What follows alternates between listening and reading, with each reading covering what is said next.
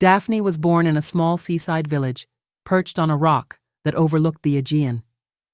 Her childhood days were filled with the cries of seagulls, the creaking of fishing boats in the harbor, and the sound of pages turning.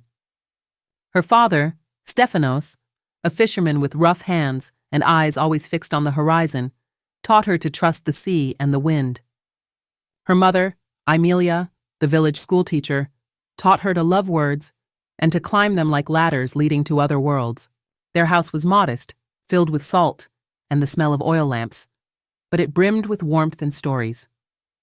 Her grandfather, a retired sailor, spoke of foaming seas in faraway ports where people from all over the world gathered for a single night. From him came the certainty that life was larger than the village, that something was calling her beyond. From an early age, she decided to study literature, not to follow her mother's path as a teacher, but to stay forever close to the writers who showed her the way to freedom. Orestes, by contrast, grew up in Athens, inside a strict, aristocratic household.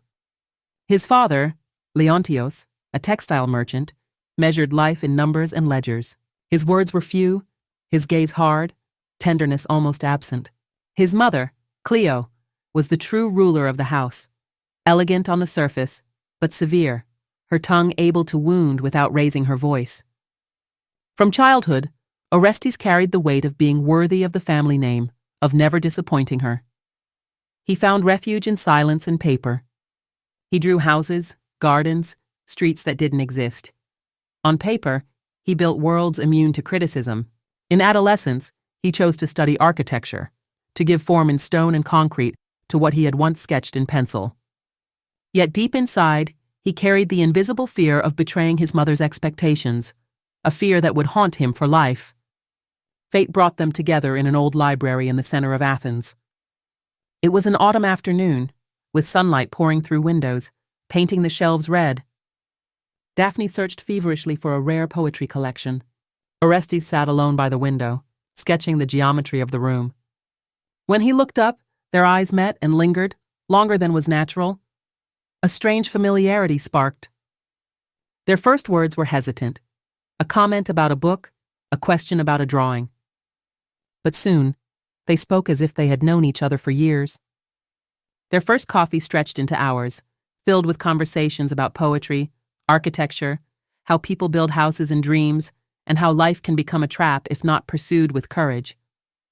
Daphne saw in Orestes a man who looked straight into her, without masks. Orestes saw in her a woman who laughed freely, who defied convention, who lived with passion. Their love was born effortlessly, like a spark turning into flame. They walked the streets of the city, discovered hidden cafes, spoke of their dreams. For the first time, Orestes felt seen for who he truly was, not for who he had to be. And yet, even in that time of happiness, a shadow loomed. Clio. When Orestes introduced Daphne, his mother greeted her with a hand that was cold, her smile not reaching her eyes. "Pleased to meet you," she said, but her voice sounded more like a verdict than a greeting. Daphne felt as though she had crossed the gate into a foreign land where everything needed to be proven. Orestes pretended not to notice. Daphne tried to dismiss it. But that small crack, revealed at their first meal together with Clio, would slowly widen into the rift that threatened to swallow all they had built. The first months of their marriage flowed like a calm river. Daphne and Orestes rented a small, sun-filled apartment full of books and laughter. She taught at a language school. He worked at an architectural firm. Evenings were spent on their tiny balcony, speaking of their dreams, of travels, of a home they would one day build together. But Clio began to find her way into their daily lives. At first, it was small things. A late-night phone call to ask if they had eaten. A comment on Daphne's dress. "Nice, but a little plain for my son's wife." A remark about how to properly set a table. Orestes laughed awkwardly, telling Daphne, "Don't take it personally. That's just my mother, always caring." But to Daphne, that care felt like a spreading shadow. Gradually, Clio pushed deeper. She brought food unasked, left things in their apartment as though it belonged to her. She whispered to Orestes that Daphne tires too easily, or maybe she isn't ready for a family yet. Seeds of doubt rooted in his mind, thorny and silent. Though he loved Daphne, He lacked the strength to resist his mother. One day, without warning, Clio arrived with a suitcase. She said her apartment had mold, and she would stay, just for a while. The while turned into weeks, then months. Suddenly, Daphne was sharing her home with a woman who criticized her every move. If she cleaned, Clio found dust. If she cooked, Clio declared, "It's good, but not like what Orestes is used to." If she laughed loudly, Clio reminded her that a lady must keep composure. Orestes, trapped between the two women, lost his balance. He saw his mother's cruelty, but excused it. "She's just afraid of losing me." He saw Daphne suffering, but could not defend her. His silence grew heavier by the day. The breaking point came one Sunday lunch. With a sweet yet cutting voice, Clio said, "Orestes, do you remember Erato, Mr. Andrianos' daughter? She knows how to stand properly beside a man." Daphne froze. Orestes said nothing. He only lowered his head, unable to meet her gaze. At that moment, Daphne understood their love was not threatened by other women, but by a mother who refused to let her son grow up. From that day forward, their home became a silent battlefield. The house that was once their refuge became a battlefield. Daphne woke and slept under Clio's scrutiny. Her presence filled every corner. Orestes buried himself in work, staying out late, as if to avoid the tension. Arguments began over small things. Daphne found her clothes rearranged. Clio had organized them properly. She overheard Clio telling Orestes, "She doesn't know how to keep a home.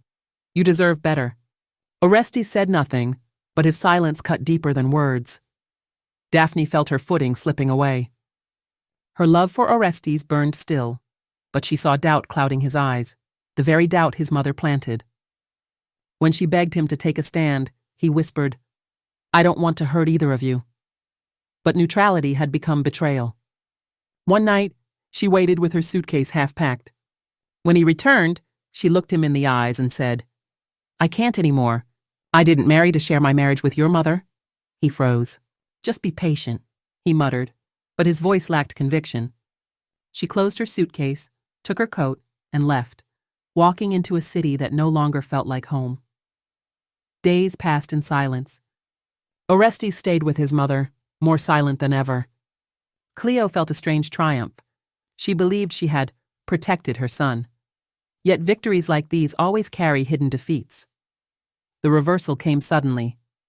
One afternoon, Orestes appeared at Daphne's door, alone, exhausted, his eyes hollow. "I can't lose you," he said. "I let you fight my mother on your own, and that was the greatest betrayal." Daphne's heart pounded between love and fear of repetition. She let him in, but knew nothing would ever be the same. For the first time, Orestes stood against Clio. He told her he would leave, that his life was with Daphne. Clio's face hardened. Her eyes blazed, but she couldn't stop him.